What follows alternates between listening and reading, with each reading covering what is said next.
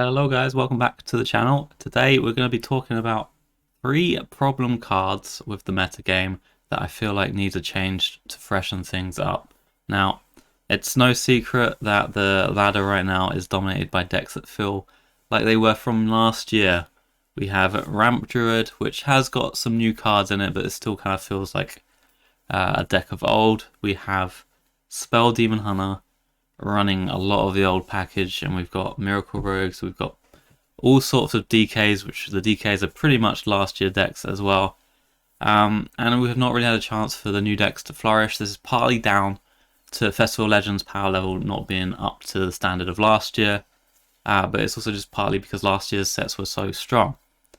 And I don't know about you guys, but me personally, I'm a bit bored of playing against the same decks that I've been playing against for the last 5 months or so. So hopefully some of these changes that I highlight will lean the game in a direction where some of those old decks who've already had their spotlight are moved out of the meta. So the first problem card I think is Anub'arak. Now Anub'arak right now is enabling some very degenerate combos, particularly involving Zoc, also involving Jailer and Tony and things like that. Now this card's been a problem card since it came out, very powerful, and I think it's right now it's even stronger than it used to be, and it's kind of just ridiculous right now what you can do with this card thanks to Summer Flower Child being able to tutor it and discount it, and the fact that Zoc makes so many taunts onto the board.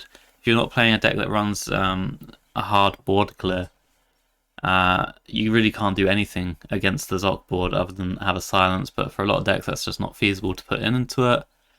And just turn 6, sometimes turn 5, facing down Anub'arak Under Kings and like 21 health of taunt twice is just a bit too ridiculous, and I'm getting a little bit sick of it. So the change I want for this card really is to make it your next 2 minions this turn cost armor instead of mana. Now this is not going to completely kill the card. You can still go Anub'arak Underking plus Zoc and get, 15 health of taunt pretty reasonably. It's still going to be a pretty strong play, but it's just going to limit the absolute blowout turns where you Underking twice, for example, and then play Zoc, or you Underking, kill something off, and then allows you to play like a Jailer really early. Things like that.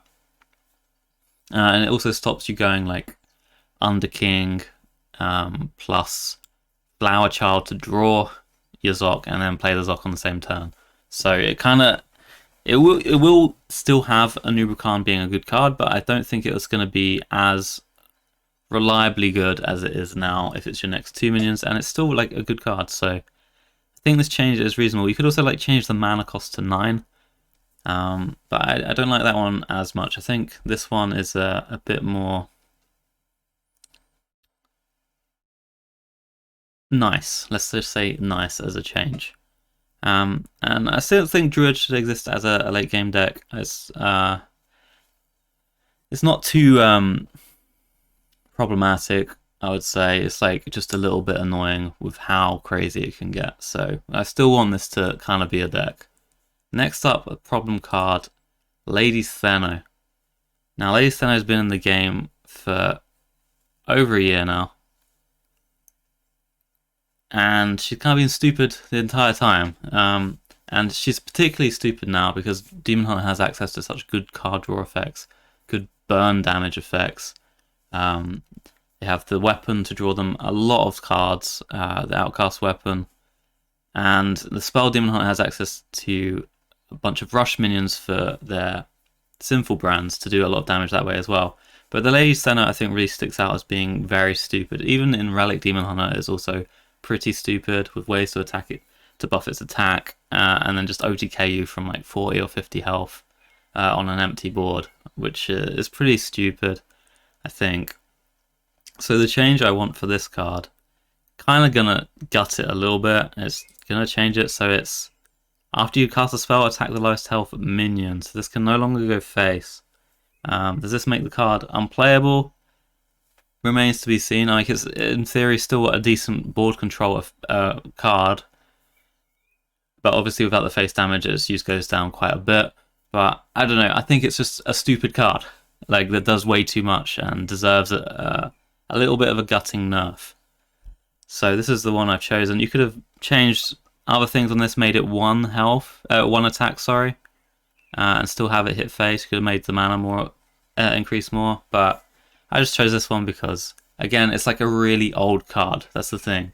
It's a really old card that's really stupid right now. So I think it's had its time in the spotlight. It's time for it to move on so we can play with new things and have a bit more fun. Next up, Sinstone Graveyard. Now, I really dislike this deck for its whole existence. It's been nerfed several times, and it still exists. There's been a rotation happening, and it still exists pretty much exactly the same as it always has been for a deck. And I'm just very bored of it.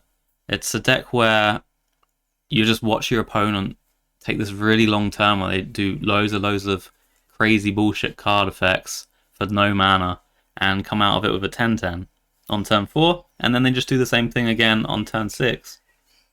So for a 3 mana card, it's like 3 mana to summon like 2 10-10s. It's just crazy good card. And I'm just bored of this deck that has been around for so long, and it's been pretty much the same deck the entirety of its existence. I think it should be nerfed so it's unplayable.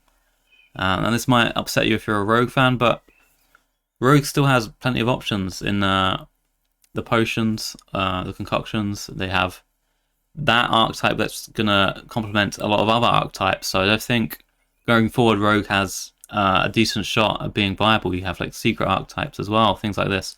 But those decks aren't as annoying to play against as this one, where it feels kind of like you're not getting to play the game, you're just watching your opponent play the game.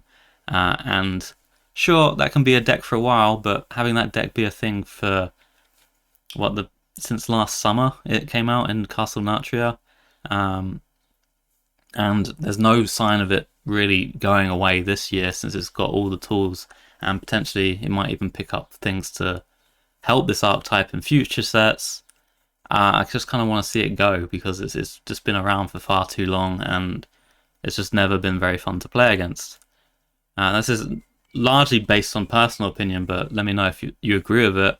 But I guess I'll just make it 4 mana for the Sinstone Graveyard, and this does a lot because if you're on coin, you can't play this before coining really.